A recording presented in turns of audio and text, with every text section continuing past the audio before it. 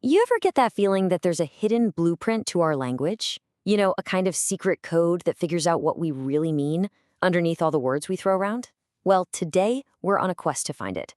We're going to uncover the hidden logic of language. I mean, really think about that for a second. Language can be so slippery, right? It's just full of ambiguities and sentences that could mean two, three, four different things. So how do we ever get to the crystal clear meaning underneath it all?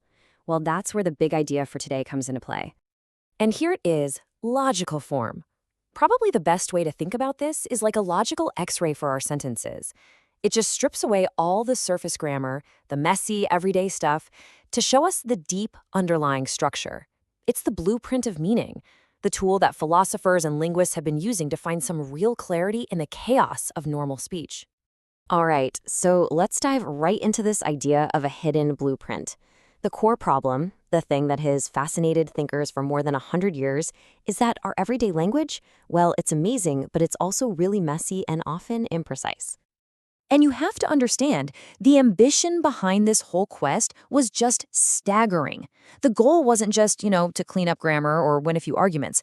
The ultimate aim was, and I'm quoting here, to reveal the structure of thoughts or the constitution of facts. I mean, wow. We're talking about trying to understand reality itself just by looking at it through a perfectly clear lens of language. So, who were the trailblazers on this journey? Who were the first people to grab a flashlight and start trying to map this hidden territory of meaning? Let's meet the philosophical pioneers who got this whole thing started. Okay, so the whole journey really kicks off in the late 19th century with a thinker named Frege.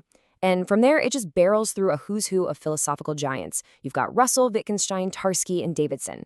And each one of them added an absolutely crucial piece to this puzzle of logical form. Our quest really begins with this guy, Gottlob Frege. He was just so frustrated with how ambiguous natural language could be. I mean, take a super simple word like is. It can mean completely different things. So what did he do? He developed a totally precise formal language to get around all that confusion. And he famously distinguished between the sense of a word, kind of its core meaning, and its reference, the actual thing it points to out in the world. So, building on what Frege started, you get Bertrand Russell. And Russell's mission was kind of like a detective's.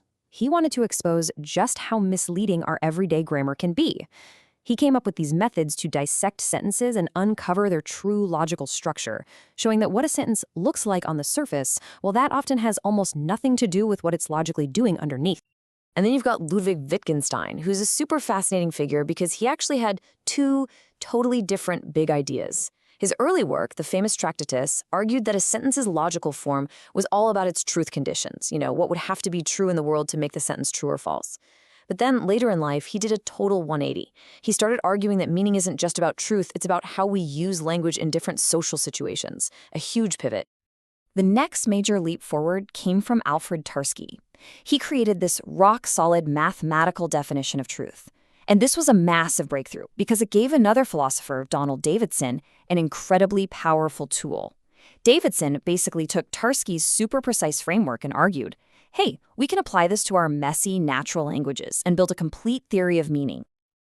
Okay, so the philosophers laid all this incredible groundwork.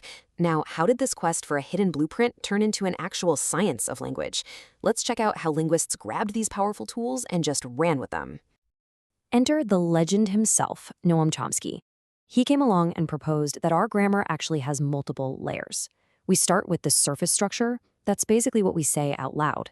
Then our brains perform these unconscious syntactic operations to generate something called logical form, or LF. And it's this LF that gets handed over to our semantic system to figure out the final meaning. All of a sudden, logical form became a real, concrete step in a scientific model of language. After Chomsky, you get Richard Montague, and he had a truly radical idea. He actually claimed that English, with all its weird quirks and exceptions, could be treated with the exact same precision as a formal mathematical logic. His key insight was showing how the meaning of a whole sentence could be systematically built up, or you could even say calculated, from the meanings of its individual words. For him, grammar itself was a form of logical calculation. And that brings us all the way to today, where this whole quest is far from over. Honestly, it's become more exciting and way more diverse than ever before. So let's just take a quick peek at today's semantic frontiers. Yeah, the modern toolkit for finding logical form has just exploded. For instance, you have theories like discourse representation theory, which focus on how we build meaning across multiple sentences, not just one. Then there are things like inquisitive semantics, which creates a special logic just for questions and answers. All of these advanced frameworks are pushing the boundaries, finding newer and more flexible ways to map the hidden logic of our language. But after this entire journey, a really fascinating twist starts to emerge. Maybe we've been looking for one single, unified blueprint for language, when in fact there might actually be more than one. As the philosopher Andrea Iacona argued pretty recently in 2018, it's possible that we need, and I'm quoting here, two significantly different notions of logical form. One for the field of pure logic, and a whole other one for semantics, which is the study of meaning in human language. Okay, so what does that actually mean? Let's break it down. On the one hand, we need a logical form for logic. Think of this as a strict tool for checking if an argument is valid, if the reasoning is sound. But on the other hand, we need a logical form for semantics, and that's more of a psychological tool for explaining how we humans actually process and understand the meaning of sentences we hear every single day. They're related, for sure, but they're doing two different jobs. And this really brings us to the heart of our whole journey. We started out looking for a single hidden blueprint for language. We found this rich history of pioneers, a scientific revolution in linguistics, and now a really subtle distinction that kind of refines the entire quest. So I'll leave you with this final thought to chew on. If our language truly has a hidden logic, or maybe even two of them, what does that ultimately tell us about the fundamental structure of our own minds?